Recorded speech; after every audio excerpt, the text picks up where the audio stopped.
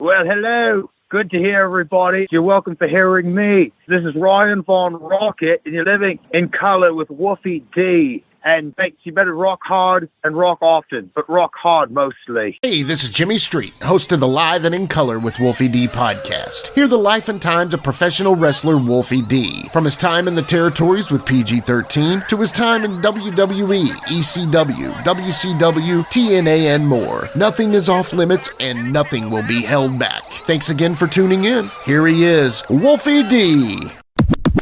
Happy Monday, everybody. Once again, welcome to Live and in Color with Wolfie D. Hope you guys had a good weekend. Jimmy, how was yours? It was good, man. It was good. I don't know about Happy Monday. You know, that's such an optimistic outlook, and I hope that we offer some optimism to the people because, you know, last week, I'm telling you, brother, I mean, I couldn't even count. My messenger box was blowing up. Hey, Jimmy, when's the Tony Falk show drop? You know, you've heard our commercial for a long time now. It says every Monday at noon, and heck, in Central Time, it's at 11. You know what I mean? Yeah. So anyway, Anyway, we thank you all, for caring. By the numbers, it seems like they're catching on. Yes, definitely. Quickly becoming our number 3 or number 2, like I predicted, number 2, number 3 show of all time. So, you know, we're going to have Tony Falk back for sure if we can track him down. I can't even get him on the text to congratulate him. Yeah, it'll be another while before we can catch him again. So just build up some things. We've got some plans for another Tony episode. I promise you, this is not something. You know, but if it's like anybody else, they're going to blow up and not talk to us anymore. I've seen Reno Riggins and Doug Basham on 300 podcasts after ours. So absolutely.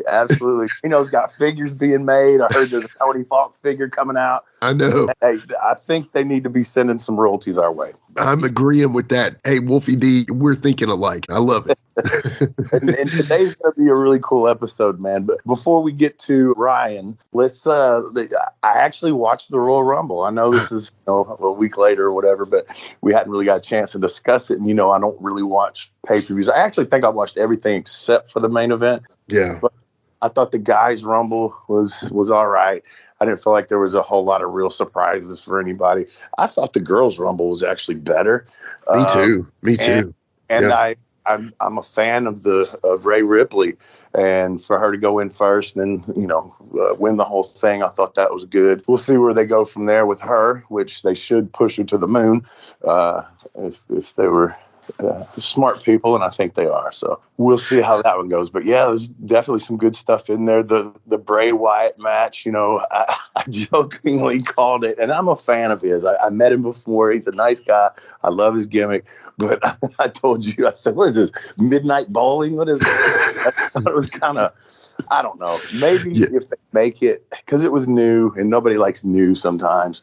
And I understand that, they made a lot of money off that from Mountain Dew, guaranteed. Oh, totally. Yeah. But I think if they make it kind of like his match that nobody wants to, wrestle him in or whatever, then that can maybe be another thing. There were just a few things that I don't know. I didn't like the yellow confetti things. Like, okay, that was obviously staged there for the effect, and why would that not be there during a regular match? I don't know. That's what I saw. And, right.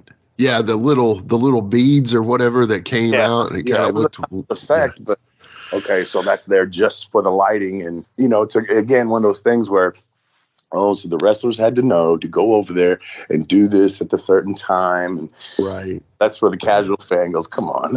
Yeah. No, you're right. That's just my opinion, man. Yeah, no, and I mean, that's true. So, like, my brother and I talked about this. We did discuss that the Rumble was boring in a sense because of the surprises, the men's Rumble. Yeah. But part of it was because we discussed that, Booker T was one of the only surprises. And, hey, Booker T's awesome, but my opinion on that is Booker T, I would never think that Booker T's going to win that thing. You know what I mean? Yeah. All due respect to Booker T. Nothing, absolutely. Yeah. Nothing against him. But at the same time, I feel like there was just elements of it that didn't make sense. Like all of a sudden Ray was out there, but apparently his son beat him down because he was the exact next number. So Ray didn't make it to the ring. And then there was another guy that was supposed to be out there and it didn't happen. Also, they had said all these different people that may show up, like Matt Cardona and stuff. And it was, my brother was like texting me. He was like saying 15 people in, no surprises. I'm like, I know. And you're like, are you watching this thing? So, and then all I noticed was, you know, the King was wearing one of the shirts that The Rock gave him. That's so that's the dumb shit I look at. But anyway, yeah, the Rumble was fun. Did you see that crazy spot with Ricochet and Logan Paul? Yeah. I mean, that was nice bump. Yeah, it was crazy, man. Not new. I've seen that bump before, but not that it isn't impressive, you know. Oh, yeah. But yeah, and then of course the women's Rumble was better, in my opinion. I agree, and it was like church lock-in at the roller skating rink too, a little bit. That Bray Wyatt match. Yeah, and then then the main event essentially set up something between Sami and Roman. Mm-hmm. It looks like maybe at Mania it's going to be Roman and Sami on one night and Cody and Roman on another night. I don't know, but I don't know, man. Everybody's like, they've got to do it with Sami. They've got to do a match with Sami. I just don't know if I buy Sami even beating Roman, you know? Yeah. And to be honest, to be fair, I haven't watched enough of him to be able to give my opinion on that. Extremely talented, but he doesn't represent like a WWE big champion to take down the big guy. I don't know. Right. I don't know. Yeah, I'm sure, great guy. And from, what I understand, he's a great worker. I'm not, sometimes I come on here and having been a wrestler and then listening to some of these other podcasts and just seeing other fans' reactions to things. I never want to be that, as they call it, armchair quarterback, armchair booker, whatever you want to say. Sure. Because I was a wrestler and I know that sometimes the people don't get it until you get there. It's like they're doing something to set up for something and you're wanting the payoff right then, and they're just not going to give it to you because that's how wrestling works. That's how any storytelling works. You can't give it all away right then, right. So who knows? We can sit here and second guess. That was one of Randy Hale's biggest things. I think we talked about that one day, is second guessing his booking. Don't second guess his booking. So I'm not there making the money those guys are making, so they're doing something right. Yeah, no, you're exactly right. And I mean, I think that's a great bow on that one right there. So that pretty much wraps up Royal Rumble because, I mean, dude, I can't really top that. It's what it is, right? No, but I mean, it's true. And that's why I like your perspective on this, man, honestly, because, sometimes you're right. Don't second guess the booking. We've got it. Just sit back, eat your popcorn and enjoy, Exactly right. I mean, I feel like there's so much second guessing. And I guess that's where I was really going with it, is that I don't want to be that guy. And I try to be careful about that on here because I know people are listening. Sure. So I don't want to be that guy. But in a sense, doing this podcast is kind of our job to critique some things to a certain point. But I'll never be somebody just, unless I hate you, bury you or something. But I really don't even do the people I hate on here. So. I know. I mean, I know of several people you hate, and you're like, never talk about. You let them die in a desert of not talking about them. You know what I mean? That's where they are. Don't even talk about them. So or if you talk about them, you're just like, No, deserve my breath. yeah, it's only out. It's not even in. You don't bring the breath in. Anyway, yeah, well, I think we need to get on to Ryan Von Rockit. What you think? Let's do it, man. Get some metal going. Yeah. It's kind of a cool show because we got two things to really talk about, which two of your greatest loves and two of my greatest loves is music and wrestling, obviously. So this will be fun. I know, man. I'm so excited. And where you're predominantly a wrestler, but you love music, and I'm mostly a musician, but I love wrestling, it's going to be fun, man. I'm excited about this. So anyway, I think let's take a little break and listen to a couple of these messages. We'll be right back. Hey, folks, to get your official Live and in Color with Wolfie D merchandise, go to prowrestlingtees.com/live Wolfie D. Check it out.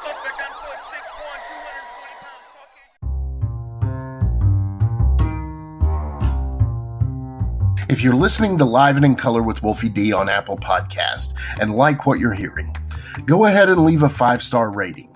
And while you're at it, write a review. Tell us what you liked. Tell us what you'd like to hear in the future. It's very important to us and always appreciated. Thanks again.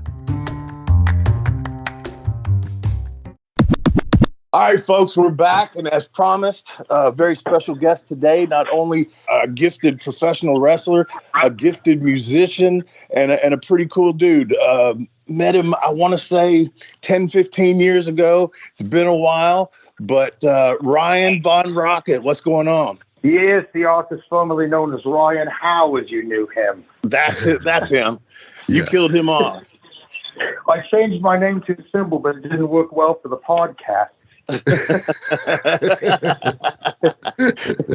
So let me ask you this right off the bat, man. What did you fall in love with first? A guitar or a folding metal chair? You know what? Honestly, it would have been wrestling, because since my earliest memories were probably 3 or 4 years old. Yeah. Of course, I always loved rock and roll and everything, but I remember watching, the guys on back in like Saturday Night Main Event type stuff, and we didn't have cable or anywhere. I was kind of from middle of nowhere, so we just used to rent tapes, and that was kind of my introduction to it. But those were weekends with Dad. Of course, Dad was he used to compete and stuff, so my earliest memories were weekends with him renting those tapes, but then going to the garage where he'd be blasting AC/DC and working out. So yes, yes. But so it came early. That's awesome. Yeah, and then guitar came. I think I was saying earlier. It's like I think it was 6 when I got lessons and my first guitar. So wrestling, honestly, that's a good question. It was just a couple of years sooner than that, which is probably why it even though it came as an opportunity to do later in life, that bug stuck. And I just, as much as I love music, I just can't get that thrill that we get in a ring with I guess it's just used to play in the band, and the guys, I'd always be doing my antics and, performance side of it. And they're like, man, you're too intense for us. They kind of like to smoke their weed and just laid back. And I was going 100 miles an hour up there, being the slightly bigger Angus of the group, Yeah. That's funny. So I don't know this part. Who broke you in? I can't remember. So it was up north. We were playing. We were actually in a band called Relapse, and then we went down to Teakin, and we were opening for Skid Row in Milwaukee. Wow! And I met some independent wrestlers up there that night, and in fact, on the way up there, I'll never forget. I know Doug was on last week, and he was saying how the wrestler is seeing that is what got him out of wrestling. And for me, the drummer used to love wrestling. He's like, I got this bootleg movie, man. It's really cool. And we watched it on the way up, and then hotel, I finished watching it. So it's fresh on my mind. And I met those guys just by like some universal law that night. And they helped me find a place where I was from up in like Northwest Indiana to train. The guy's name was Rex Hart that ran it. He was, I think, Sonny from Windy City trained him. So it was a lot of Windy City guys. Right. And that basically was about a year, 2 years. I think, actually, I want to say it was about a year, maybe right at a year in, I met Rick Reynolds. That's who trained with me and Gypsy Joe when I broke in. No kidding? Me and Rick Rick used to bounce me on his knee when I was a kid, man. Yeah, I go way back with it. What a small world. He's a hell of a dude. And, he is. Forsaken, right? Is that what right. Yeah. And Rex said, hey, I'm bringing in a guy that I think can get some connections. It's time for you to travel, yada, yada. And I met Rick that night. He goes, I'm going to put you down I'm going to send you down to work with Tracy Smothers. And so Tracy was kind of ended up becoming wrestling dad, and he just kind of had me jump in the car, and I never got out. Yeah. That's cool. I didn't know there was that connection there between yourself and me. So I've always loved though. So let me go back just a second here. Hang on. So there was a music career of sorts before the wrestling career. So you said you were playing. So, okay. Yeah, we, I think most all of us were in college or doing something. I think a couple of guys were, construction. We'd all graduated and but we, I know 3 of us dropped out of college to go take, we had this little circuit tour deal with the 80s guys. We were kind of just, it was kind of like, you gotta put it out there and do it, or you're not gonna. I mean, I'd hate to regret never trying, So it's like we were peeking over the fence and like actually doing something with it. And I really felt like, it was a grind just like wrestling is, but we were making a living. I was paying what bills I did have. I would have never known how much bills could be, though. Yeah. A couple ex-wives later, they can get pretty high. but at the time, it seemed like a lot. But I was, it's like you were finally in your stride doing it. And then, I'd say we were probably just a couple of years into that. And then the wrestling came about. And I kind of told myself, I said, man, this is it. And I said, I told myself right away it was going to be like 6 years old learning to play guitar again. And sure as hell, that's what it was. You had to, I feel like after probably peaking at 15 years now doing it, but I think just in the past year, maybe year and a half, 2 years, I finally kind of let the walls down and just, when you get to that point where you feel like you could just take a shit in there and be just fine. Absolutely. It just becomes fun, Right. And, right. You guys, you know well beyond Wolfie, it's because guys like you are the ones that, would loosen up our assholes a little bit in there. You know what I mean? Like we're in there. I'm like, oh, this isn't so bad. This is fucking fun. Right. Right. I never forget working with guys like you because it's like that. That's what told you what it's really about. Yeah.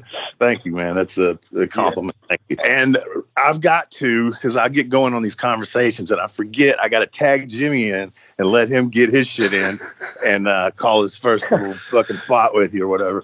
Yeah, so it's super simple, man, because I just want you are the one guy that I can think that might help me relate this, because obviously I started playing bass when I was very young in my early teens, and guitar and other things like that. And then I formed a band, a little high school band, and then I got some, a better band, and then an even better band, and then you kind of get with some more serious dudes, and then you move to Nashville. And I did a lot of touring back then, got to see a lot of the country, very blessed for that. And then I get into the wrestling business around 30, and I start doing some managing. I do a managing gimmick, and that's how I meet Wolfie D. What I always want to stress to people is how crazy is it that the wrestling and the rock and roll are so damn similar, man? Isn't it nuts? They are, and wrestling taught me so much, like the concept of Lexus Moore and all these things. And I wished I'd known then in music what wrestling taught me. That's right. Me too. Yeah. And I remember making the decision, and I said, well, musician, everybody's a musician. I feel like when you meet them, oh, I'm a musician, Right, I said, totally. how are we ever going to stand out? Because we'd play with these bands that you'd never heard of, and they were incredible. And I thought, how do you stand out? So when something like wrestling came along, I said, now this is where you could make your name in a really cool, it's obviously would dedicate your life to it. But if you could come out of that on the other side, like a Chris Jericho or somebody that, and you can go from just a talented, musical group or musical guy to where you become that, a name that can draw, then these venues would be contacting you, instead of you going and paying to play or what, what I mean? Totally. So, yeah. But yeah, isn't it crazy, the parallels? I always say that. Because guys would be like, we're taking a road trip. It's going to be kind of long and boring, but you're new in the bit. I'm like, dude, I know road trips. I've slept on amps in the back. I get what y'all are doing because y'all are actually hurting your body. But, at the same time, the road trips are so similar. You're goofing off just to not be bored. And, then also the other thing is it's a very ego driven business. And we're going to be honest with that, right?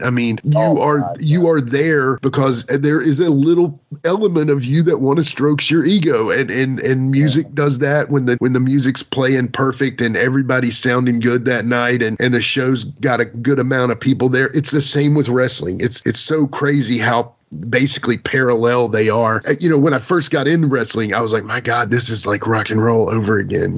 This is, it is.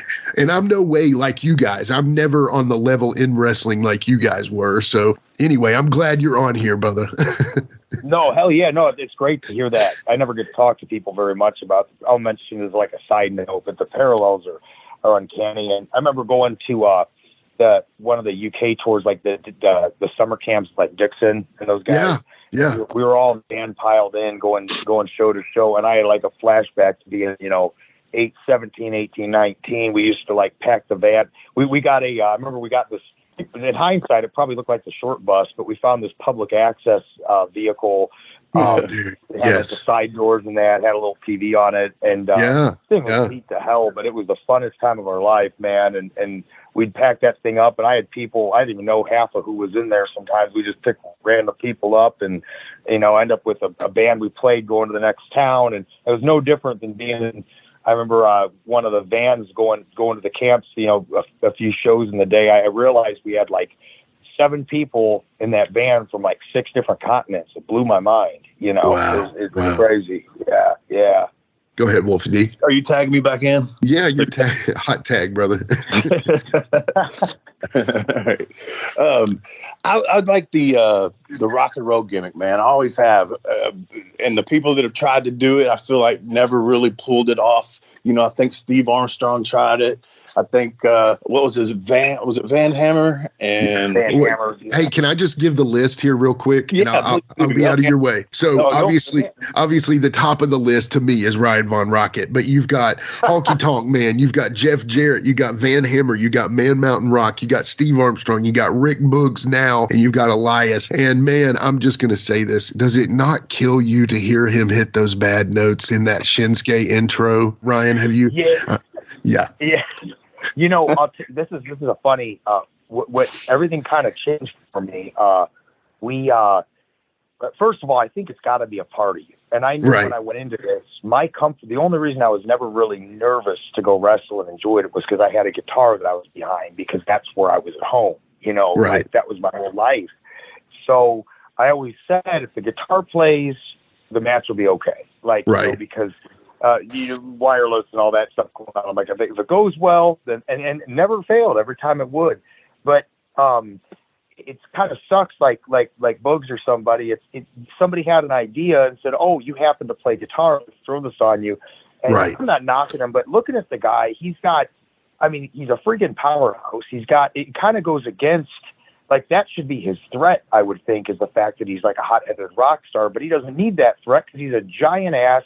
He looks like Scott Steiner, man. He is, and if I feel like if they built him like that, he would be working with Steiner's kid. And he's a beast, Right. And somebody like me, I'd rather be when I came in, at least skinny, or tried to be as lean as I couldn't be the biggest, but I try to be the leanest. Right. And right. But I mean, what would be more of a threat than at least the hot-headed rock star that loses his temper and just kind of goes off the deep end, and then but yeah, it's kind of rough now. About when I said things kind of came clear for me like a year or 2 years ago, we did one of the guys from Tough Enough did like a 10-year podcast thing. He wanted like a reunion of it, and I heard Bill DeMont was on there, and he was always, I never really quite. They always kept that everything was so kind of such a work and so secretive, but it was so real at the same time. You didn't know. I was like, man, I don't think this guy likes me very much. And in hindsight, like hearing him, he came on there the day after me, and he had nothing but like nice things to say. And he's like, and he had mentioned, he's like, I'm really happy to see he's still at it. It's all a work, he goes, and everybody should, know that. It's just, we did our job.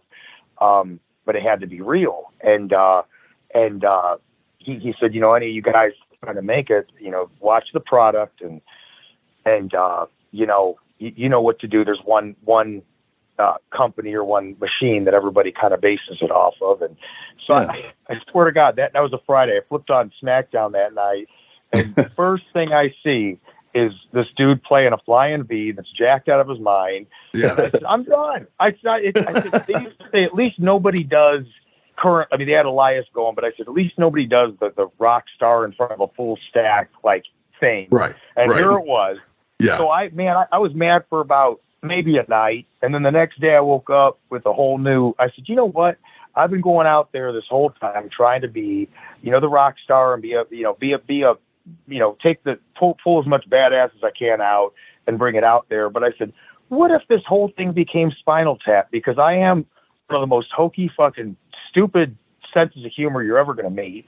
Like, you know, and I remember Bill saying years ago, he's like, you're like the 10-year-old chubby kid entertaining his family at the reunion. And I was like, you know what? That is my sense of humor. I'm going to own it, goddammit. Right, right. So my fiance, she was around that time I think I was doing like a fucking high dive into bed or some weird charade thing at night. She's rolling down. She goes, where is this wrestling? And I said, you know what? I don't know. So like I said, I'm going to take everything I've been trying to do and everything that they're trying to put out as this, you know, badass, edgy, what a rock star is thing when it's not at all, and just make fun of it. And I made a satire out of it. And you know, how can they shit on you when you're already saying, hey, I'm a mom's basement rock star? You know? Well, I'm going to tell you, here's my dream gimmick for you. Like, let's say they could put you, you know, in WWE, whatever. I don't care. But just my dream gimmick for you. I'm a huge Kiss mark, and the demon failed. You don't know how much as a kid I wanted Kiss to show up at Memphis Wrestling television and whoop some ass. That was just the thing that I wanted as a kid. Oh, shit.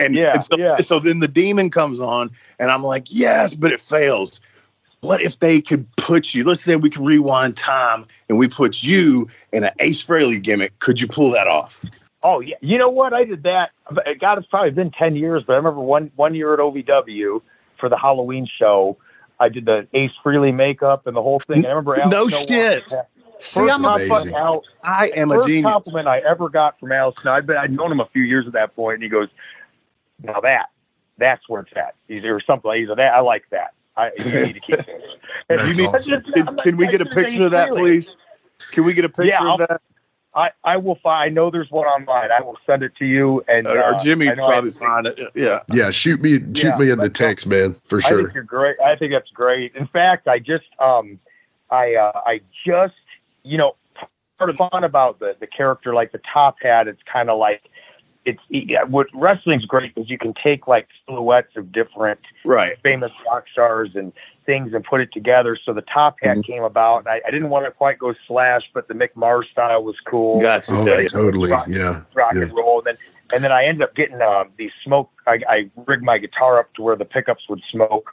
And, you know, just small doses every week or every few months. I do something different to kick it up a notch. And anyways, I got this new double neck a couple months ago, and I tried rigging it up, and the damn the thing sparked up in my face and burnt half my hair off on the. Oh man! Like not bad, but it was bad enough to where I ended up doing like it's got like the sides above the ears, so I did like a shaved the bottom half like a mullet, you know. Yeah. Blessing in disguise. It worked out. But yeah. They were like, "Why'd you cut it?" I said, "Hey, you wouldn't be a true rock star if you hadn't caught yourself on fire." That's so true. That solidifies you. Yes, that makes it. Yes. That is the true Spinal Tap right there. Come on. Oh, my God. It really was. I wish it could have been filmed. Like my 5-year-old son was there, and he started going, rock and roll. I'm like, I need a water. Yeah.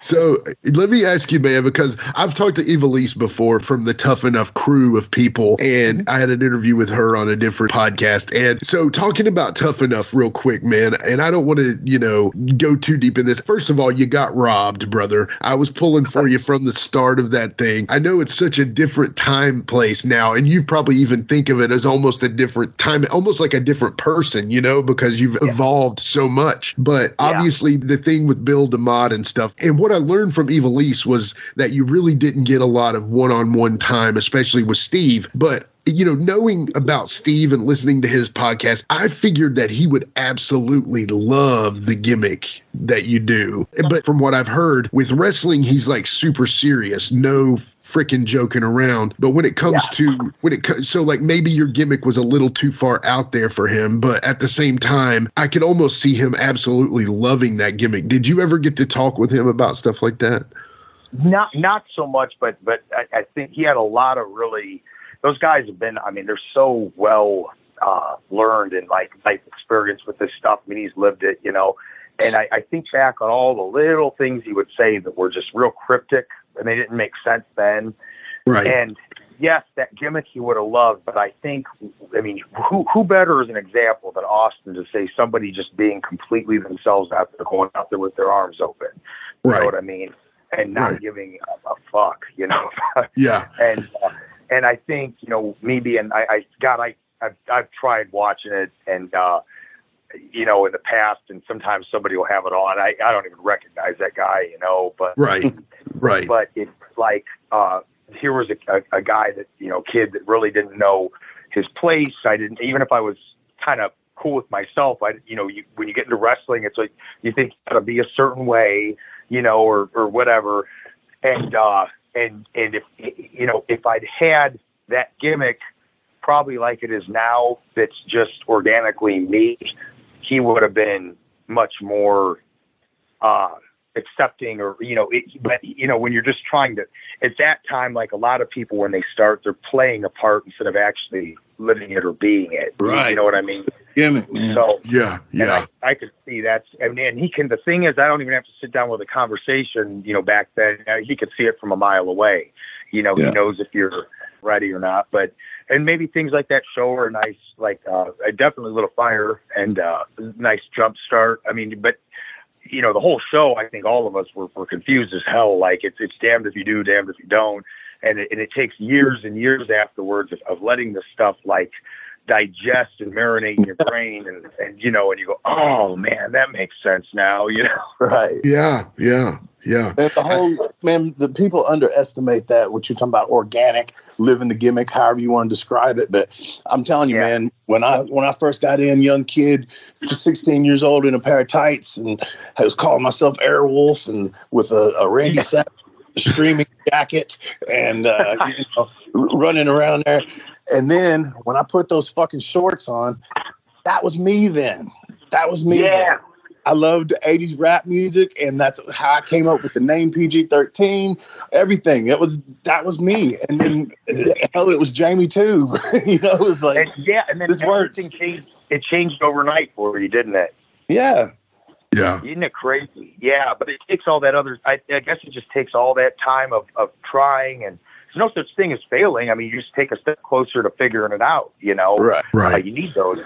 But it's like, you know, right when you think you got it, you're like, oh man, this is it. Yeah. So it's just like they say in football, for a quarterback, the game slows down. Yeah. Exactly right. Everything starts going slower, and take it all in, you know? Yeah. So, you know, I'm talking about Tough Enough season 5 and stuff. And also, you know, we can't overlook OVW. And we'll get to OVW in just a second. But, you know, TNA also kind of did their please don't take this the wrong way because you did it. But they kind of did their version of Tough Enough in the TNA gut check. Unfortunately, TNA at that time did not have the ability to push it like WWE did with Tough Enough. But tell us a little bit about what your thoughts are of that gut check process, because I ended up knowing quite a few people that went to that, and then what they learned were, you know, different things. But how did you feel after coming out of Tough Enough and then doing that TNA gut check? You know what, the gut check, I would say it was like the TV part was like I think 2 weeks. That was it, you know. 2 weeks versus four months or whatever Tough Enough was. Sure. I felt like I got more, honestly, at the time or in the moment, quick turnaround out of gut check, because it was like on the job training. Right. You know, you got to be around, you know, agents and see how it actually worked, not just stand back and watching the crowd. As you know, like we'd be backstage at Raw and that on Tough Enough, but it was just kind of like herded like sheep. We weren't in it, you know. Yeah. So to go do it and have an agent and see, you know, hit your times and you know, experience that was it would definitely change. You know, it was a eye opener and like a little another baby step in the right direction. And you know, I think I want to say they you know, it's just like Tough Enough, they try to keep it as real as they can. And if I'm not mistaken, Al was the one who like kind of got me in there, or he called me with the opportunity anyways, and I might have been his choice or whatever happened. But I go out there the second week for the yes or no's and to cut my promo and talked or whatever, and then made my case, and then it gets to him and he goes, no, not the right time. Come on, Al. So I never, to this day, I've never even asked. He set up in the ring. He said, "No, it's not the right time." And I think Cat figured that there was a lot of depth to that. And in hindsight, fast forward and all this time, he was probably right. Yeah. Right. Funny how the things you want so bad are the best things that ever happen. Yeah. I mean, Wolfie can speak to that too, Yeah. He had to take bumps for some. I mean, he should have been. I don't know. We can get off on another tangent, but I can argue the case for why PG-13 should be in the Hall of Fame if you want me to. So we'll go a different direction. This is your show, Ryan. So. No, I'd be right along board with you guys, though. Trust me, it's yeah. Yeah.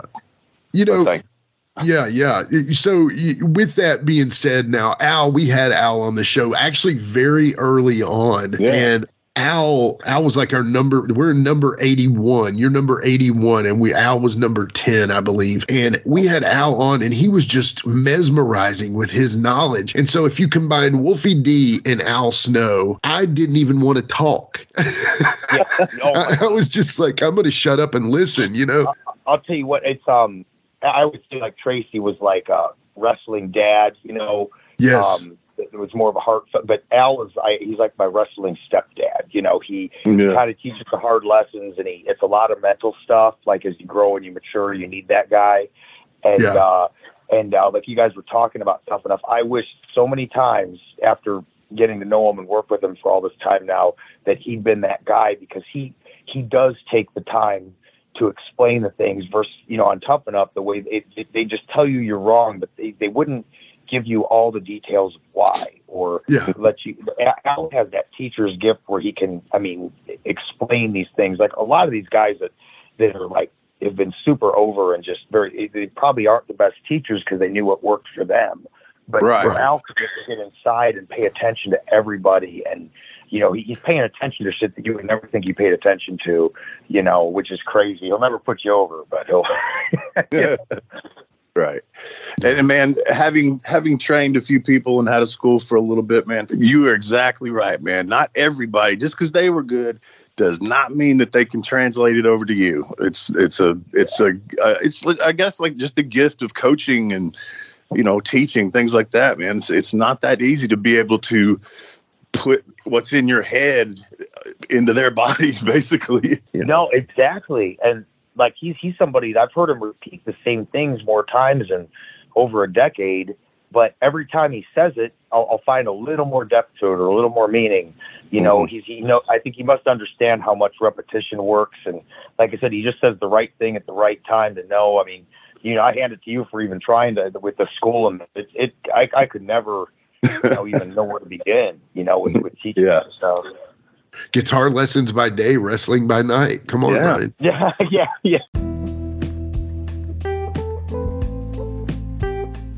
Let's take a quick time out and get a word from one of my dope-ass sponsors, and we'll be right back with more Live and in Color with Wolfie D.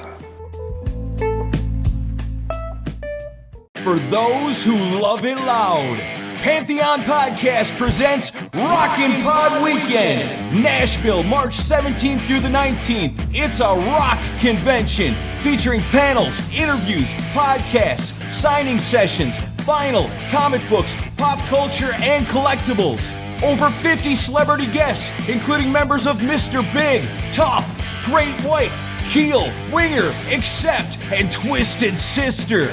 Live concerts including Rare Hair on Friday, Keel Fest 2 on Saturday, and Eric Martin's Big Acoustic on Sunday. Plus a rockin' comedy show featuring Courtney Cronendold, Don Jameson from That Metal Show, and Craig Gass from The Howard Stern Show, and a whole lot more. Full details at rockinpod.com. Rockin' Pod Weekend is presented by Pantheon Podcasts in association with RFK Media, Third Power Amplification, and BobbyDreyer.com.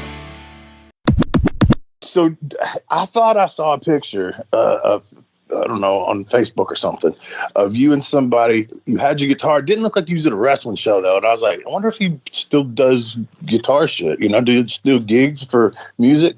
Yeah, so I was playing in a band we ended up doing like I played with the Velcro Pygmies for a while, which is like the 80s, you know, 80s kind of tribute stuff, and that's always been, it's a lot of performance tied there. And then my son was born. I kind of just did some recording. I've always kind of done guys' theme songs and stuff on the side. So I wrote a couple like the pay-per-view songs for OVW and stuff. And if a band has a project, I'll, you know, do a random like slide guitar or saxophone or something on it. Just keep busy with it. But anyways, my buddy from Chicago that I kind of grew up with they had a band called Eras, and it was basically it was like a tribute to rock and roll, but all the decades. So we were doing that probably the past 3 years. And I actually took a little, we've been recording, but I did a little leave from it for the summer tour last year because it was like 4 or 5 days a week. We were on the road a lot. And then other than that, I'll pop in. Like the best part about like the summer tour and that is I can just, you know, I think there's 3 or 4 different bands this summer that we just jumped in with. Like I would just jump up and play with, and you know, if there's nothing else to pop the boys, they thought it was great. They had a time of their lives. The shots flowing free. Nobody ever makes it home. I swear, we start the night with the best of intentions. Exactly. I think that's the beginning of your book, man. I started the night with the best of intentions. So yes, that's good. That. Yeah. I started my life with the best of intentions. There's your new catchphrase. Shit. Yeah. Oh my God. Hey, we'll trade. You write us a song, and I'll trade. Yeah, we'll work that out off the air. So, you know, I want to talk about this guy real quick because I'm loving what y'all are doing. I follow you guys on Instagram, Facebook, all that stuff, and of course, you know, OVW year is kind of been 2023. We've had Doug Basham, we've had Flash Flanagan, of course, Wolfie D is our host, but now we have you. It's like been OVW year, and what I'm really enjoying is what you and Jack Vaughn are doing right now, man. And I first of all, I'm a huge fan of Jack Vaughn and his gimmick of not having a gimmick. He's just like, he's kind of like an amalgam of Al Snow a bit, but he's doing it in a way that does it in those YouTube shorts and stuff. But talk about Jack a little bit. Oh, Jack's great. He's got the best, driest sense of humor. Like his videos are dead on. Yeah, he is. And he'll sit there I'll say something in the ring, and he just his responses are we couldn't be more opposite, so we get along great. You know, that's awesome. But he doesn't get lost in his own head. I mean, he's been around the block, you know, and I honestly think like of course I think he came in last year, and you know, anytime you're somewhere new, you're not really totally open or whatever, but his videos when they started to kind of take off, I noticed he really started to just be, you know, just be himself and hang out and he's just happy to be there, you know. Oh, absolutely. And those those videos are so great. We you know, I think it was he I think Al always knows when he's writing and stuff. He's like 10 steps ahead of us, you know, and he's bringing him in. You know, like, you know, we got to get people to hate this guy. So Jack was, you know, lie, cheat, steal type thing. I mean, just cheap heat, but it's heat, you know. And what I liked about our program was we eventually got into that 3-way deal with Doug, and that's where he had the opportunity to show a little bit more personality and cut the videos and all that stuff off the top of his head. And then this final, this last time we worked singles and went through a little bit going back with this title, the aggression could come out now. Like, you know, it's like the evolution of the character is so cool to see how, you know, from when they start to how things are written and how they escalate, you know. And he just had a match with Crixus last Thursday, and he was I mean, he just was a fucking badass, man. Yeah. So it was cool to see to be part of that program where he, you know, pulled that out was really cool. So yeah, man, you guys are killing it. I'm loving the matches y'all have been having, and really shows you out. I want to ask one question, because I know I brought up all those names earlier about the musician wrestlers or the wrestler music, you know, because I always say this to Wolfie D. I'm like, you guys were really the next generation Rock and Roll Express. Now, a lot of people say like the Hardy Boys and all that, but if you think about it, when the Rock and Roll Express came out, that was the hot music at the time. They kind of were like like the Van Halen kind of deal, and David Lee Roth, Motley Crue kind of thing. But then music changed with the kids. So like teenagers then started listening to people like House of Pain, Ice Cube, Dr. Dre, Snoop Dogg, Tupac, so it made sense that suburban kids like a Wolfie D and Jamie would wear hip hop clothing. And I'm not saying they're suburban kids. What I mean by that is, white kids started listening to hip hop and they put that style. So really Rock and Roll Express and then PG-13 was like the next generation of that. And I know I kind of went off on a tangent there, but what I want to do is bring it back. But out of all the musical gimmicks, and I'm talking even if they're just carrying a guitar, what was your favorite? I'm not saying you ripped anybody off because you clearly did not, but what would you say it would be your favorite out of those musical gimmicks if you had one? Well, the maestro, of course. Yes, I love it. Gorgeous George. I love it. That's awesome. Honestly, I mean, to be honest, like if as far as I don't know if I consider Jarrett a musical gimmick because he just had it, but he wasn't playing, Right. Honky Tonk Man the same way, Yeah. Yeah, with the exception of him, like a full-on musical thing, though, I thought that thing was so elaborate the way they did that. To me, as a kid watching wrestling, that would have stood out. The piano and the like whole top, and that's what I always pictured with this this gimmick was, I wanted the full stack that could roll in the entrance and like the visuals of it that would make it, real and make it a little different. And even the way like doing an entrance, I try to treat it more like a music video, and the cameras up and tell, because it's just, what vibe are you giving off, Right. So, but I'd say probably that, although Man Mountain Rock was a damn sight, though, I'll tell you that. Big ass dude. Did you know that he and Road Dogg had a band? Did you know that they had a band, Road Dogg? And it's apparently there's like music out there that exists and nobody's ever heard. So, yeah, Road Dogg was telling us they had a band. We had Road Dogg on a few months ago, and he said, yes, that he had a band and it was with Mountain Rock. And he said it's never been released. And I'm like, you've got to do that, brother. That's, that's gold. Yeah, the band and the bouncers all at once. Exactly. Oh, but and you mentioned Ricky and that, and yeah, times change, but when we were talking about these gimmicks and stuff getting over, like I learned more and more now in hindsight, guys like Ricky and Robert, they really did live and breathe rock and roll. Like he lived it, Yeah, absolutely. To this day, he goes out there, and I don't know about like the way I think of it is like wrestling's all that.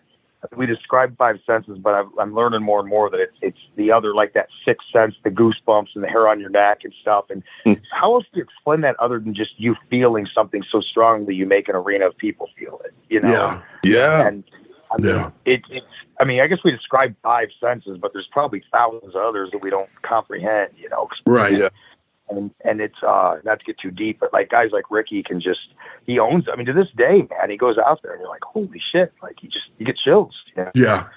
And it's crazy. Has there ever been talks? And if this has already happened, I apologize. Jimmy will tell you I don't follow a lot of the new stuff. I try to keep up as much as I can. Have they put a chick with you at all? Like some kind of throwback groupie? You know what I mean? So yeah, they put they had a couple options, and I had outside people I could have brought in, but it's obviously better to go with a wrestler. And the option they wanted to go with was if you know Ari Alexander, she works there regular, but they wanted like that kind of girl next door, like who would be a real groupie and follow me around. So we had a couple with like I love that. Yeah, and we had a couple with the fake tits and the whole deal. But it was like, if they're, would they follow this guy that's a rock star, but maybe a wannabe rock star? It was much more complete to have her follow me around and people not really know. Like when I talk about going to Bangkok to play a gig and coming back, they're like, is he really going or is he just going to his mom's And somebody like her just following my every move and she always, her reactions are so priceless, man. She I'll have to check that. That's good. I never smarten her up to anything going on, That's good. genuine reactions, though, you know. and I rightfully nicknamed her Guitari. And it's stuck. I love it. I love it. Yeah. I was trying to think because, you know, wrestling rats, you know, rock and roll birds, pigeon. Yeah. No, I'm just kidding. We'll go. Yeah, let's jump away. Well, back up. So I've got a little game I want to play with you. Now, typically, if you're okay with this, Wolfie D, are you cool with me doing this now? Yeah, man. All right, so we do a little thing. It's called the name game. And I've done it several different ways. You know, we had Kevin Sullivan on, and I would just like say one or two words about this person. Wolfie D, I've done it a million times, so much so that I can't do it anymore with Wolfie because he's like, I've told you about him already. But with you, it's going to be a little different. So it's not going to be any wrestlers. And I want you to give me your genuine, like a 1 to 10 or a quick comment. What would you prefer? Let me do, we'll do the first words that come to mind. Let's try that. Cool. All right. So this is the rock and roll Ryan Von Rockit version of the name game here. Hit that music.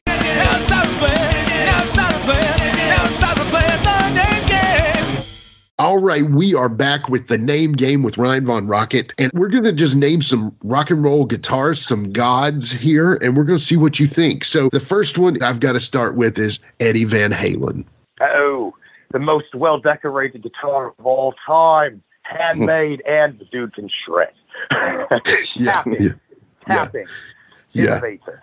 Yeah, okay, cool. Zakk Wylde. Oh, beefed up super beast. I love it. Shreds like no other. Yeah. Ace Frehley. Oh, God. I would say Ace is probably, he's got to be in my top 3. He's incredible. Nice. I think everybody, to be honest, everybody in Kiss is so, like, they think of him as this mock whatever band, but those dudes are so talented. Like, totally. I mean, to this day, the dude's still, with no tracks or anything, is still hitting these notes and playing an amazing rhythm guitar too. He's a great guitarist. So. Oh God, he's incredible. And Ace Frehley, hands down, Marshall and Les Paul is my favorite combo, but he has one of the best tones I've ever heard. I mean, So that is the rock and roll, isn't it? Les Paul, Marshall. That's the one. So I love that. Hey, real quick, Jimmy, I'm going to tell Ryan, I've told this story before, but very quickly, wrestling in Nashville at a convention, a horror convention that Ben Dixon runs, a friend of mine, tattoo artist, everything. He introduced me to Ace Frehley after I got out of the ring that night. It was like, whoa. I mean, I don't mark out, dude, but I did that. Wow. Yeah. Damn. I think we all would. Yeah. Yeah, I would. Yeah. So this is my personal favorite guitar player, Jimmy Page. Yes, probably.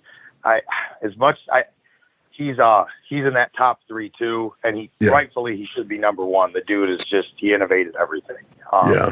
But he's what he didn't steal from Leadbelly, he innovated. That band, single-handedly, that was, I think, the first first big step of what rock and roll was.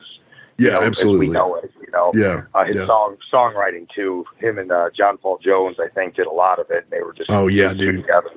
Singing my song, brother. You're singing my song. Okay, the next one I got is Randy Rhoads. Oh, Randy Rhoads. So he, again, just incredible. Probably we say innovator. He's for metal, definitely. He took all those. Another one with great guitar tone. What I think of first with him are pinched harmonics. The pick squeals he really made melodic. He made them, now that, like anything, like a high spot's overdone or, a moon song ready to go. But here we go with our parallels again. Yeah, but, exactly. He knew what to put where and when, and God, it all meant something. And that, that's an example of a storyteller in whether it's a solo or a whole song, he could do that with his guitar. So that's awesome. Okay, next guy I've got, and this one is a legend in his own right, but a little different than everybody else, but the man we know as Prince. Oh, Prince, super. I mean, talented is an understatement. That dude, Genius. Right. That's what I'd put it at. Right. He was like Michael Jackson and Eddie Van Halen in one person. You know what I mean? Like he. Oh, yeah. Yeah, that's a really good. He really was. And I was fixing to say the same thing. That's a good little put together there, mashup. Yeah, I mean, entertainer, songwriter, musicianship. The whole thing. Just visionary. You know Dimebag Darrell. Oh, Dimebag, gone too young, man.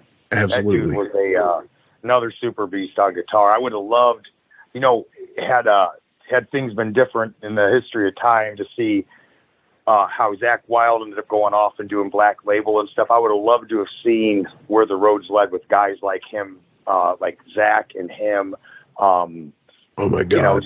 Some of those. You know what I mean? For some reason, I was thinking those two getting together and doing something. It would be incredible. So.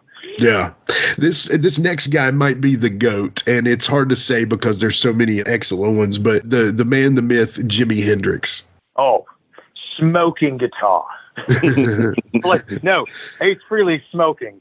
Jimi Hendrix is just on fire. Yeah, exactly. Talk about ahead of his time, Yeah. And not to use cliches. Stevie Ray Vaughan, baby. Yeah. Oh man, one of my personal favorites. Like, had nothing.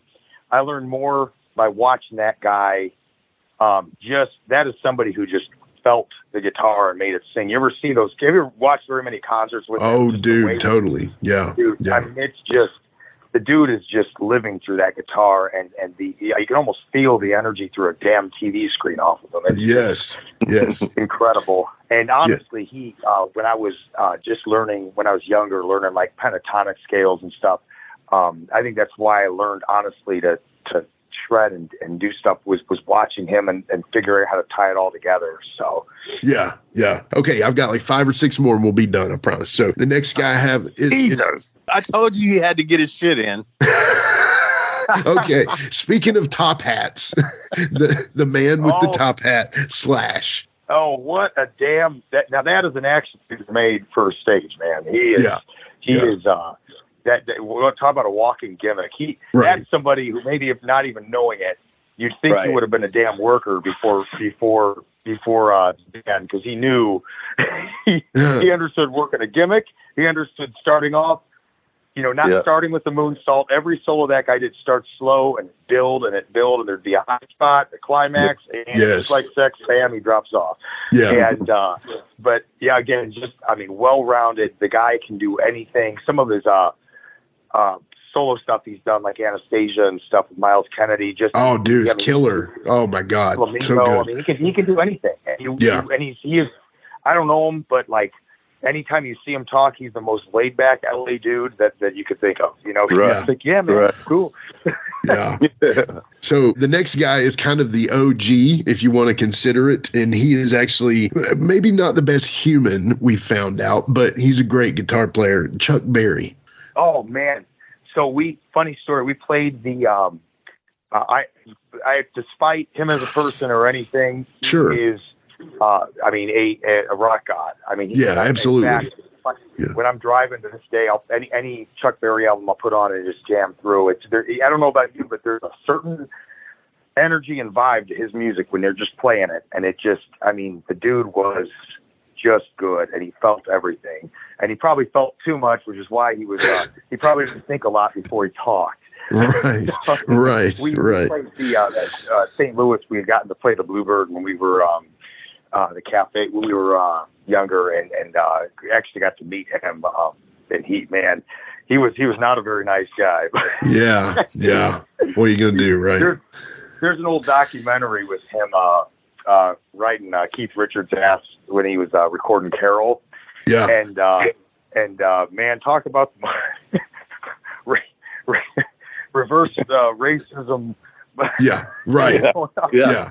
He did not take any shit, man. And if he thought you looked at him funny, he'd be.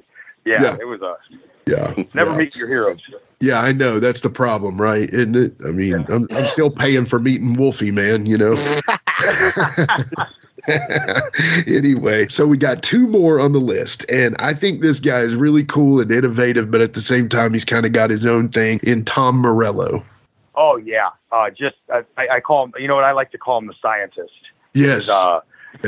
he just can. To me, there's an art. I've never been into the electronic side of it so much, but guys like him that can just the art of doing it, but making it part of the music.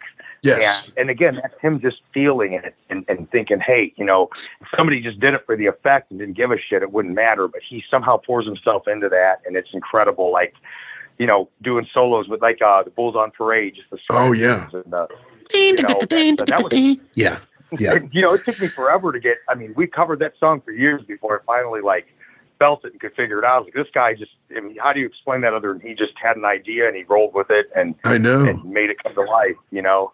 That band is one of the hardest bands to be a cover band for, because not to mention that Tom Morello has got this whole other thing. Then you've got the guy that's rapping as the singer, and then the bass player and the drummer are almost as tight as John Paul Jones and John Bonham were in Zeppelin. So you've got this like massive megalithic groove going on that they just rap and play guitar over, and it's like it really is like a canvas for them, you know. So. Yeah, it's insane, man. Yeah. I love their music. I really am a fan of theirs. I worked security for them motherfuckers at the Municipal Auditorium one time, and it was off the chain, dude. People were jumping out of the fucking balconies and shit, man. Yeah. Oh man, yeah. I believe it, man. Yeah. And they just, they were. Yeah, I got one more and we're done. And this one, I kind of heard you bring it up earlier, but I want to make this one is one of my most favorite regular great guitar players, Angus Young. Oh, you saved the best for last. When I talked about the top three, he is number one. He's always been number one. Yeah. I don't know what it is, the showman and the energy that guy feels, and in his style, he plays in that pentatonic, but he just knows. Kind of like Clapton, he'll throw that funny little major or minor note in there that doesn't belong, but bend it till it's right. Yeah. And I mean, that's honestly, they're my favorite band of all time is AC/DC. And so good. Something probably, who knows, maybe a childhood thing, but there's a certain thing in their production and the way it's done. And, but God almighty, that guy, talk about energy for days. He's great, and they're great, you know. And it's when Malcolm died. God, yeah. Yeah. Well, that is it for the name game. Ryan Von Rockit, you passed. Passed. What does he get for that, Jimmy? You get a great attaboy. 3 cheers and a tiger from me. Yeah, I'll send you some of my old. Never mind. We won't. Any drugs involved? Yeah, no drugs. Yeah, no drugs. I'm sorry, man. We're past that scene in our life now. But you keep going, brother. All right.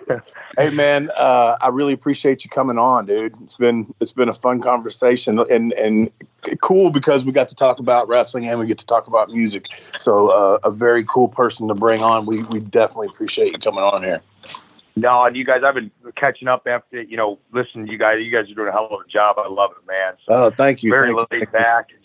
That's the way you get some good stories though. You guys do. It's awesome. So thanks for having me.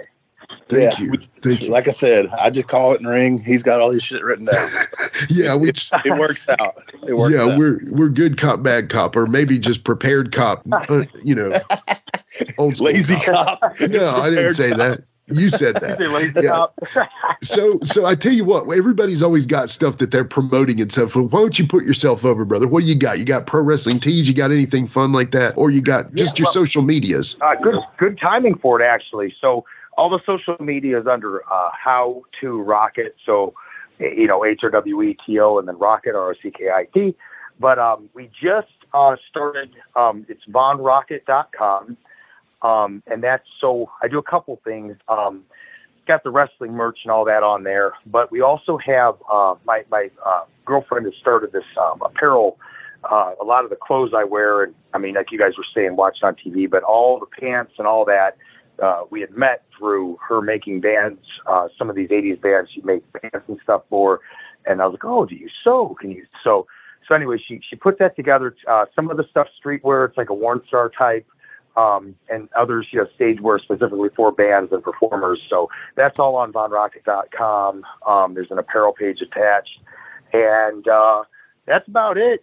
Otherwise, just come check out shows, Ohio Valley, and wherever I'm at and about. Cool, man. You tell That's everybody awesome. up there that Wolfie D said hello up there at the OV Dub. And you know what, Jimmy? I have a feeling if you're really lucky, I'll be back for current affairs. Ask Wolfie D anything, brother. It's all good. DJ, hit the music. Thanks, Ryan. Hey, thank you guys. Thanks, brother. Been very fun.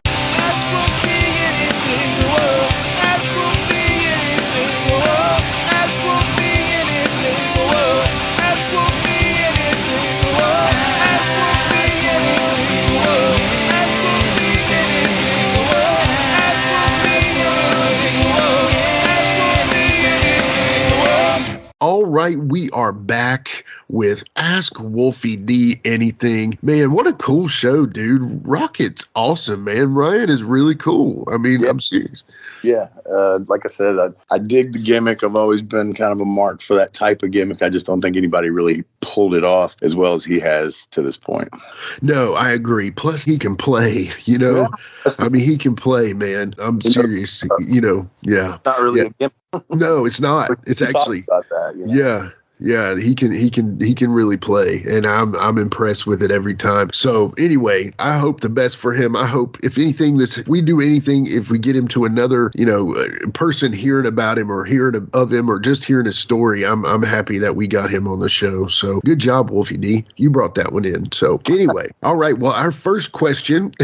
This one, I know we've answered this several times, but just, you know, hey, it's 81 episodes in. Mm-hmm. Let's go ahead and answer it one more time. Why? Mm-hmm. This is from Jeff McQuarrie on Facebook. Okay, Jeff, this will be the final time we answer it. Not that you've asked it a bunch of times, but several people have asked it. Why did PG-13 break up? Okay. Well, when USWA shut down, you know, that was our bread and butter. We were doing, we had been let go by WWF. WCW had shut down. We, you know, went there, ECW, all that. Everything was gone all of a sudden. Then I believe there was just, I think Jamie had some, I mean, it's no secret. I mean, he was in jail for a little while. And I think that was about the time where I started just thinking too, like, okay, now what? And this is before I come up with Slash, and I just felt that it had run its course, you know. I told the story about a kid. I'm sitting at the gimmick table with my hubcap, and some little kid walks up. He goes, "What's that?" And it's because, you know, cars, if they have hubcaps on them now, they're plastic.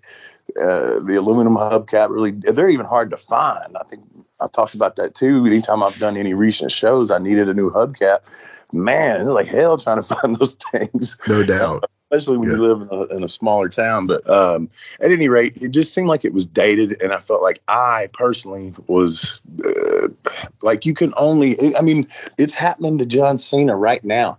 Yeah. Look at how he looked when he first came out. Okay. Right. And now, you know, everybody's joking on him. He looks like Ernest Goes to Camp, and he's got the bald spot and blah, blah, blah. The gimmick just don't look right on an older guy. And I started thinking that way back when. I was like, man, I've had to, you know, I was losing my hair, so I had to shave my head. And it just didn't, I don't know, it just didn't seem right anymore. And I felt like it had run its course. It was good while it lasted. You know, now we're able to do some things together, you know, signings and all that we got coming up. But it just ran its course. And then it took me probably 2 years, I think, to really find myself again. And that's when I developed Slash. So that's really it. It really wasn't a thing of, you know, we hated each other or anything like that. It's just life, you know? Right.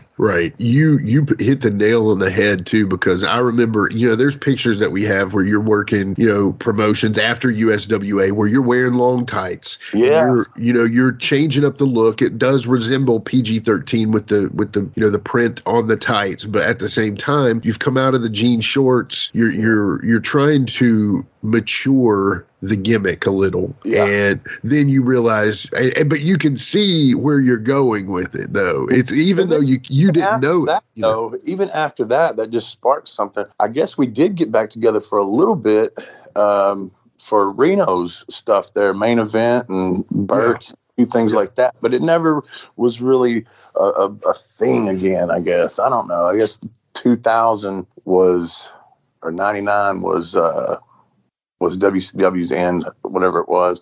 And then I came up with Slash, and then I went up to OVW and started trying to, work that and TNA and all that bullshit. Yeah. But yeah, man, it did run its course, man. That's the way I felt about it. It wasn't nothing personal. And it wasn't like y'all were babying them hubcaps either, It wasn't like, oh shit, this is the last one on the planet. We got to take good care of it, You were cracking heads every night with them things. Yeah. Even all the way up to Flair's last match. Yes. Hanging on the wall with his signature on it. Yes, I love that. That's awesome. So, anyway, I mean, hey, it's a true reasoning that you just said about John Cena. He is jacked. He looks like Arnold Schwarzenegger with his shirt off. But with his shirt on and his jean shorts and his little hat, he might as well be at Dollywood looking, for blown glass or something. I mean, it doesn't look right on a 40 nearing 50-year-old man. I'm just all due respect, and all due respect to Public Enemy. I never thought they really looked the part. Right.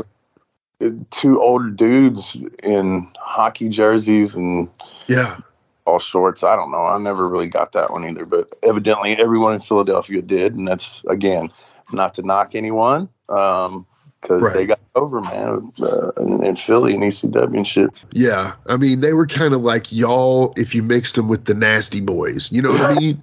Yeah. We had to go from the little punk kids that were undercard heels, were doing a lot of, gaga, ha-ha, whatever you want to call it, to main event babyface tag team. Yeah. I really want to hold this under a microscope so nobody ever has to ask this question again. All due respect. And Jeff, thank you sincerely for asking the question. And we appreciate you listening and wanting to know that answer. So that is pretty much it. I mean, we've gone over it in the past, but we even had a whole episode on it. But hey, we'll ask it one more time. So the next question is from Keenan Brown, old Facebook. Keenan Brown, what you doing, Keenan? Man, that guy is so active with us. So definitely appreciate you. Now, this one's an interesting question. We may have similarly asked this question in the past, but we'll bring it up one more time. If you had your own Wolfie WF, your own WWF, who is holding the big gold? And let's just say that you are Vince, so you're not capable of holding. You could, but you know what I mean? Who would you have as your ultimate champion? Present day? Maybe. Let's do one of both. How about one from the old school and one from the new school? That's a hard question for me. That's one of those ones where it's hard to give a educated opinion on it because I don't watch enough and all that. Man, Keenan, why you gotta ask me questions like that? Man, that's so hard. Yeah. It really, I still believe in the big heel and the poor old baby face, I just believe in that formula. Yeah. So, I mean, see, I could sit here and do this all day. Oh, they could do this with this person, this with this person, this with this. Blah, blah, blah, blah. I could go on forever with that and say, hey, take Bray Wyatt, for instance. I mean, why he would, I know he's over like fuck, but keep him as a menacing fucking heel and then find some baby face that they really like Sammy or Seth Rollins or somebody like that and do something there. I don't know. Like I said, I don't watch enough of it to really give that much of an educated opinion on current product. Sure. And people may say, well, what the fuck are you doing a podcast for? Well, because we talk a lot about old school stuff on here too. Right. So I do have a great opinion on all that. Yeah, because I don't even want to be a current product, hardly. Yeah. Honestly, I just don't, because everybody does that, and it's so, you got to do it almost every damn day, dude. It's just like, I don't want us to be on that competition level with other people who do it way better than us. That's just, I like my little sprinkles of current stuff here and there, but honestly, I'm even losing hope on that. And that's not because of you, Wolfie. That's just because I'm naturally just not giving a shit anymore about it, Yeah. But anyway. Wrestling can be a bit like Santa Claus, Yeah.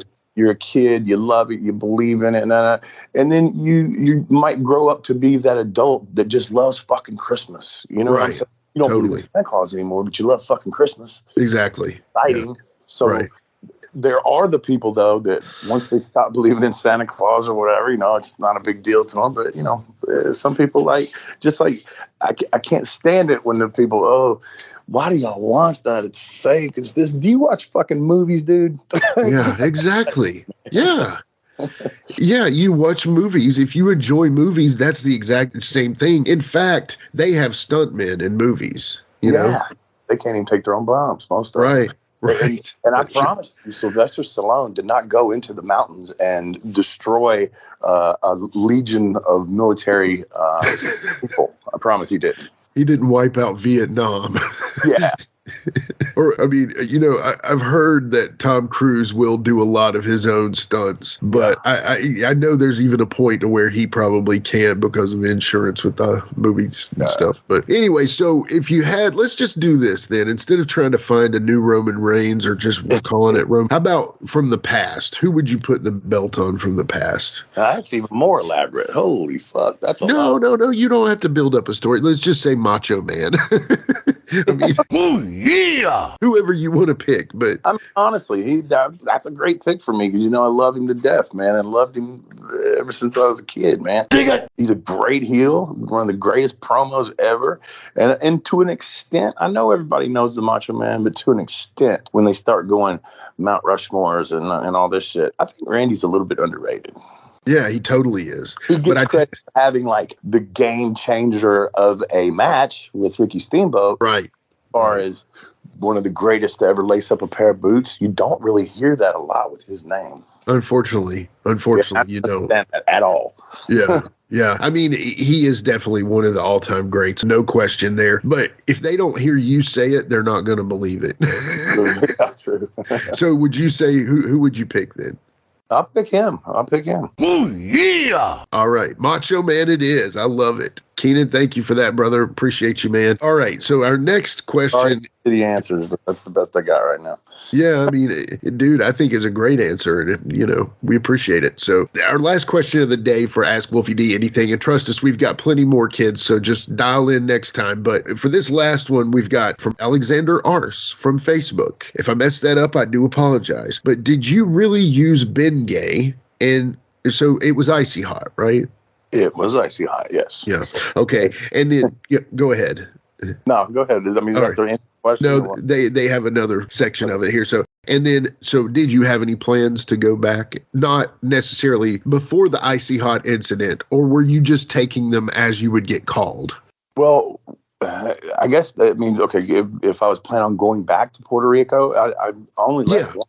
It's not like we went in and out, and then that happened. Right. No, we came down there to stay for months, right? Yeah. And then that happened and cut that short.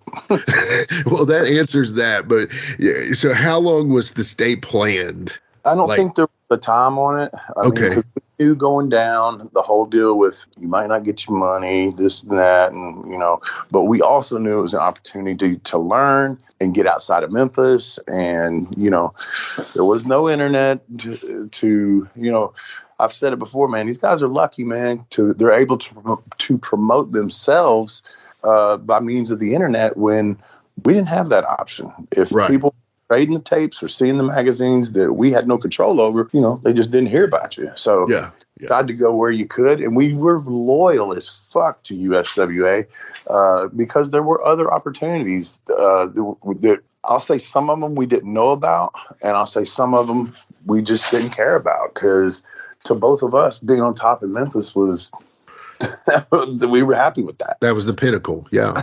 For us, we liked it. That I mean, it's not to say that we wanted to be big fish in a small pond, but you know, that's what we both grew up with, man. Yeah, yeah. And so, you know, the stay was planned. It was just kind of open-ended. And had the icy hot not happened, if they would have called you back in a month or two and said, hey, let's book another run, or would they normally call you right before they needed you? Or was it just something, hey, look, we've got some openings here with USWA. I think let's go down to Puerto Rico just to experience it and do it. But coming back to USWA was the plan to kind of come back fresh. Yeah, because it was kind of like we did with Mexico, just kind of booked for a minute. And I do got to do that. As much as, you know, we've had Randy talk about it. He was pissed when we left. But it felt like something we needed to do. And for us, time, it was like, okay, let's go to Puerto Rico and be heels. Yeah. We'd been baby faced out there for a minute, and it just felt like something new to do and something fun to do. We enjoyed being heels. Yeah. And most of the time, I really think that me and Jamie were better heels than we were baby faces. Some people might argue that, but I think we were better heels. But I mean, you did great at both, man. But, you know, the one thing that I'll say about that was, in a sense, also, if you got to think about it, this was like a vacation for y'all a little bit, too, because, you know, you all can't take vacations, right? I mean, you're 365, you know. Yeah. And if you did get a vacation for us. Yeah, exactly. Well, that's a way to look at it too. But what I'm saying is y'all ain't going to Gatlinburg for a week, you know, right. Because that's losing money. And, you know, at that time, I'm sure, you know, you're every bit of it you're trying to make, you're wanting to make and put away and to keep for your family or whatever. But when it comes down to it, you know, I could easily see that y'all would have ended up going back to Puerto Rico at some time had that happened and you left on decent terms. But because you said that they would call you randomly and you're tight with Luke and, you know. And I think some of that, too, we probably should have asked Flash about it, because I feel like sometimes when they would call me, they were just fucking around. Wanting to play with you. Yeah. And I knew better, so that's worth it. Yeah. Well, that makes total sense. And I've said it before. I mean, it was a mistake on my part, a young man's mistake. Sure. And because I really did like Puerto Rico, and I would have stayed there longer, and I probably would have went back, and everything would have been hunky dory. But you know. Yeah. That's so true. And, you know, I think that's it, man. I think that's it for Ask Wolfie D Anything in this episode today. Now, as we're leading out here, you know, we haven't been able to talk about this in a good amount of time, but dude, you've got so much stuff coming up. Do you happen to have your schedule in front of you of all the shows you're about to be doing? I'm probably not going to be good on all the dates. I know the first one is Pulaski, Tennessee, at a place called the Kayfabe Cave. It's a collector store. It's not just wrestling stuff. It's all kinds of vintage toys and like Elvis vinyls and just all kinds of stuff. So we're going to do a signing there on the 25th of February. And then also for the people that can't make it to Pulaski, we're going to do a virtual signing that evening. So everybody get in on it. We're going to Philadelphia, New York, and I don't know, like I said, I don't know all the conventions on that. That's for ESS, Eric Sims, and he usually has a full weekend planned for you when you go for one. But we'll be at a number of different places up in that area. I think that one's March 18th. March 18th. It's the Icons of Wrestling. Thank you. Yes. Yeah. And Pigeon Forge is another one. And what is that? Do you know that one? May 13th will be in Pigeon Forge. Heroes and Legends. Yeah. Heroes and Legends. And then the Squared Circle Expo in Indianapolis. So April 7th and 8th at the Wyndham Indianapolis West Convention Center, PG-13, Together Again, Squared Circle Expo Part 3. So, I'll tell you, that one was really good last year. I did that one by myself, and I talked to Ed Gonzalez, the guy that runs it. Yeah. And he told me at this, and this was a week ago, I think, he said at this point last year, he's already surpassed by double what it was last year. So so that's good. That is awesome. It was jam-packed last year. Get y'all's hubcaps, get y'all's books, get y'all's pictures, get y'all's everything, get y'all's action figure, the All-Stars, pint-size All-Stars. Get those ready for everybody, and everybody get your money together, and this is going to be a good time for PG-13. Honestly, this is looking bright, dude. I mean, man, February, March, April, May. Look at that. Me and Jamie have been able to come to an agreement on it. And, you know, people are still, is Jamie going to really be there? Well, all I can tell you is he's 100% confirmed with everybody. And he showed up to the last event that me and him were supposed to do together.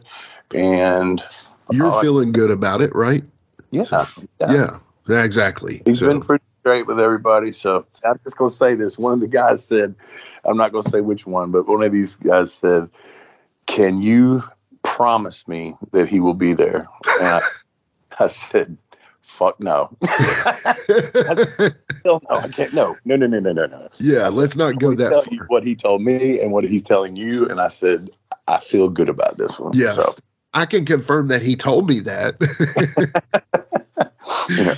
But hey, you know what? I think he's into it. I think you're into it. The year of PG-13 looks good, and hopefully this is just a start. And you know what I like about it is new conventions usually leads to new guests. Yeah, true. You usually pick up a couple, 2, 3 every time you go. So I'm just happy about that. So get on out there, son.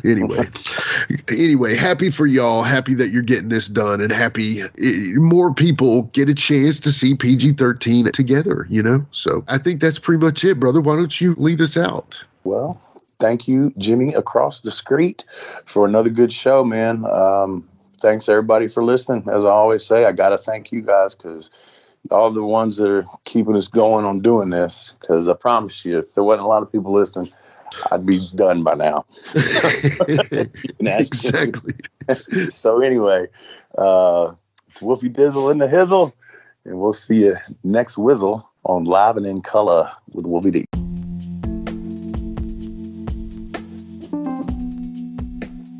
And now a word from our sponsor.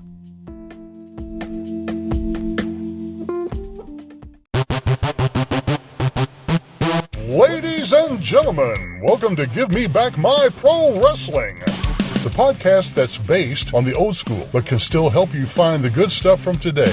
Jimmy Street and the Plastic Chic, Jared, are the undisputed tag team champions of the wrestling podcast world. From thought-provoking topics to superstar interviews to action figure expertise. This team does it all, and all they ask is, give me back my pro wrestling!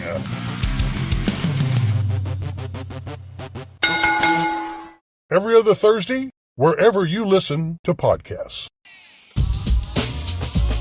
That's right, it's the talk of Middle Tennessee, the channel you love to hate and the channel you hate to love. It's Brian Turner from Brian Turner's VHS Rehab.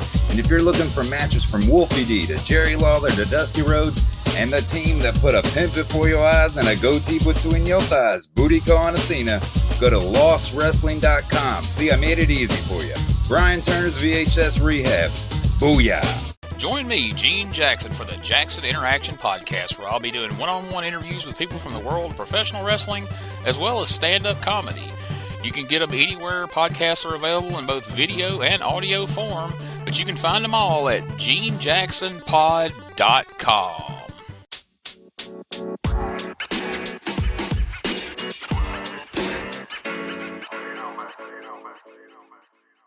So that was another great episode. Hey, Wolfie, tell them where they can find you on social media. Jimmy, they can find me in the club, bottle full of bub. I'm just kidding. They can find me on Facebook. My personal page is Warren Wolf, WOLFE. I'm on Instagram at Warren Wolf 13. You can always find us on Facebook, Twitter, Instagram, and YouTube at Live Wolfie D. Here's the thing. Wolfie always has offers for his autographed photos. He has a selection of some awesome photos from throughout his career that he will autograph and personalize any way that you want him to. Just contact him either directly at his personal Facebook page or through any one of our other pages, and we'll make sure you get in contact directly with Wolfie. Get those photos, right, Wolfie? Yeah, I've got some good stuff on there, to help with the podcast. Folks, if you can't get out to a show to meet Wolfie D, there's nothing like that, especially for the fans of PG-13 and Wolfie D. And before we go, you can always find me, your host, Jimmy Street, at James Rock Street on Twitter, Instagram, and YouTube. And hey, Jimmy, before we go real quick, I just want to add in there, from the bottom of my heart, I really appreciate, first of all, the work you've done for this podcast. You have worked your butt off. Secondly, the people that are liking the page. Beyond that, even more, is the people that are listening, and we really appreciate that. Yeah, and remember, guys, the podcast drops a new episode every Monday at noon, and our past episodes are streaming now on demand on all major podcast formats. Thanks again. I got a cap for your dome. He got a cap for your dome. I got a cap for your dome. He got a cap for your dome. He got a cap for your dome. And here we go. The original white boy that came out sagging, not bragging, don't be hating, cause I'm spitting the truth. Still livin' in color, bum rush your mother, utilize a hubcap unlike any other. Back in the day, I was NOD, and I was P to the G plus the 1 and the 3. In case you forgot, they call me Wolfie D. Been cloned and copied so many times, tired of suckers taking credit for what is mine. You know who you are without me name dropping. Wrestling's first white boy coming out hip hop. Been doing it like this since '92.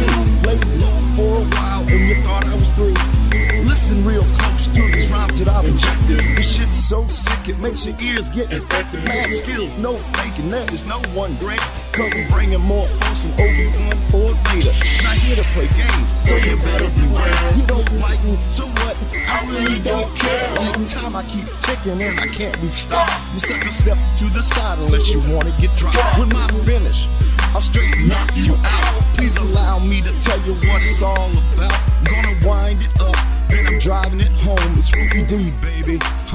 I got a cap for your dome. I got a cap for your dome. We got a cap for your dome. We got a cap for your dome. This has been a James Rock Street production.